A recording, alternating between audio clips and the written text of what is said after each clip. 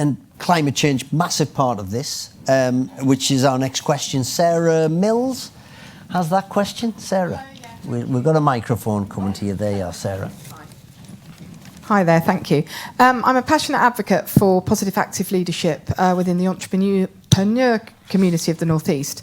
With the intense need and vision to put sustainable food systems and diets at the heart of organisations, cities and countries to actively reverse damage done to planetary ecosystems and functions that we're all aware of, would you consider signing the Plant-Based Treaty in partnership with the UN Framework Convention on Climate Change and the Paris Agreement on behalf of the City of Newcastle as a forward-thinking leader and become currently only the 4th city in the UK to do so?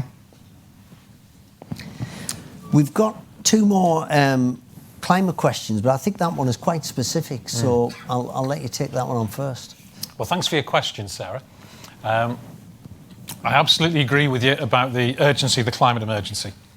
And I do think that this is something, and I want to distance myself from the recent comments of Keir Starmer saying, I hate tree huggers. He might hate tree huggers, but that is not the tone to be setting when we're dealing with something as serious as this, first and foremost. I did hear Lisa and Andy say he doesn't hate tree huggers, just in an interview. I hope he doesn't. People are often misreported, that's fair to say. Specifically on the treaty, I would have to have a read of it. So it's worth pointing out that I can't speak for the City of Newcastle.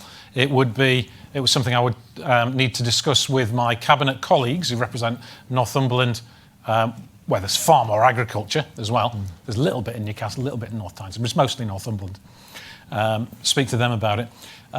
Because one of the things that I think you have to be quite careful about is when you're making promises or signing treaties, is could you actually deliver it? And there is far too much in politics of people saying we will do this and then not doing it. So without having a look at it, I don't know. And the other side of it is you have to take people with you if you want to deliver it. So if we're talking about the way we grow our food or our policies on recycling or licensing new premises, that's the sort of thing we think, well, if we want the other people to be doing this, we're going to have to find a method to make it sensible for them. And sometimes that does require a bit of bravery and a bit of leadership, so you're quite right on that. So specifically that will be, I'll have a look at it and we'll see, is it something I actually could deliver? Because if it's regulatory, I probably don't have the powers to do it. Do you have a plant-based diet at the moment? I have a lot of plants in the diet, but it is not exclusively plant-based.